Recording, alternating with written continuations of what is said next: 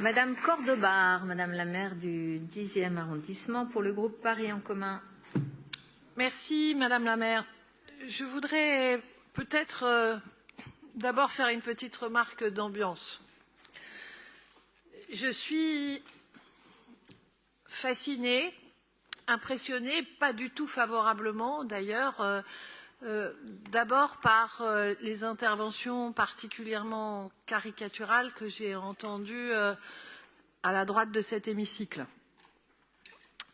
D'autres intervenants l'ont dit, il faut faire plus, mais moins.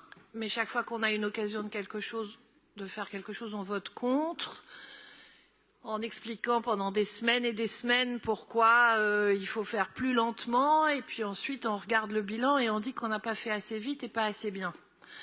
Alors que, vous le disiez dans votre introduction, Madame la maire, en fait, on est là face à un défi qui devrait impérativement tous nous rassembler, nous obliger à travailler ensemble. J'entendais la dernière intervention qui disait à quel point il faudrait que nous puissions avoir, notamment avec les services de l'État, je vais citer un ou deux exemples, par exemple sur la rénovation du bâti, qui est vraiment un élément essentiel, des niveaux de collaboration qui soient meilleurs. Mais on est bien d'accord, enfin je crois qu'ici, il n'y a personne qui, ni dans l'exécutif de la maire de Paris, ni aucun maire d'arrondissement ne voudrait avoir avec l'État des relations meilleures qui nous permettraient d'aller plus vite. Une fois encore, mes chers collègues, en fait, ce qu'il faudrait que nous fassions ensemble, c'est défendre Paris. Et c'est ce que vous ne faites pas. C'est spectaculaire, en réalité, dans vos interventions. Rien ne va, rien n'est assez ou tout est trop. Et en même temps, vous ne vous engagez, vous, dans rien. Les propositions qu'on a entendues n'en étant pas, en réalité, pour ce matin. Donc, bon... Maintenant, on voit que chaque année qui passe témoigne des effets du dérèglement climatique qui impactent de plus en plus violemment nos concitoyens. Plusieurs l'ont dit. Donc, l'adaptation de la ville, l'énergie qu'on y met. Vous savez que de l'extérieur, de l'étranger, Paris est aujourd'hui regardé comme un laboratoire et un accélérateur invraisemblable des solutions. Et qu'il y a des gens du monde entier qui viennent ici pour regarder comment on fait pour aller si vite, pour déployer pistes cyclables, solutions. Donc, je ne sais pas, soyez un peu fiers de votre ville, portez les sujets, portez-les. La ville de Paris a accéléré ces dernières années pour mettre en œuvre un investissement massif que vous critiquez à chaque moment du budget en estimant qu'on dépense trop, qu'on emprunte trop, que cet emprunt va plomber les générations à venir, alors que c'est de ne pas faire ces travaux, ces transformations qui plomberaient les générations à venir.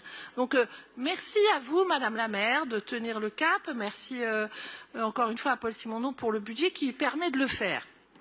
Merci à Dan Lerck pour ce travail exceptionnel qui témoigne de notre ambition. Je vais parler juste un instant du 10e pour donner comme ça quelques petites illustrations concrètes en territoire très dense, là où il n'y avait pratiquement aucune place que pour la voiture et où on réussit à poser des tas de choses différentes et en effet avec des grands défis d'aménager la ville. Je vous parlerai donc du projet d'aménagement du canal Saint-Martin et de ses abords, pour lequel la ville engage à peu près 15 millions d'euros pour renforcer cette trame verte et bleue. La concertation extraordinaire a permis d'ailleurs un large consensus dans la population et d'atterrir sur un projet qui transformera cet espace très long en linéaire, en parc national urbain, une très belle illustration de ce qui est possible en territoire très dense, avec les habitants.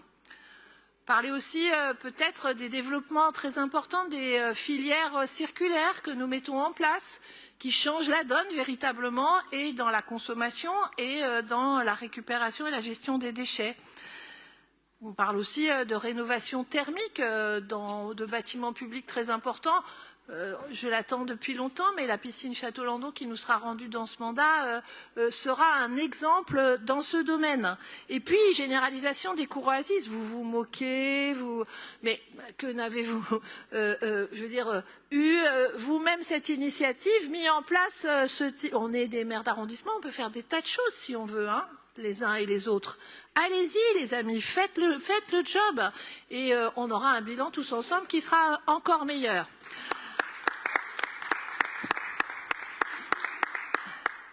Dire encore que à la fois votre ironie sur les plantations d'arbres est parfaitement déplacée.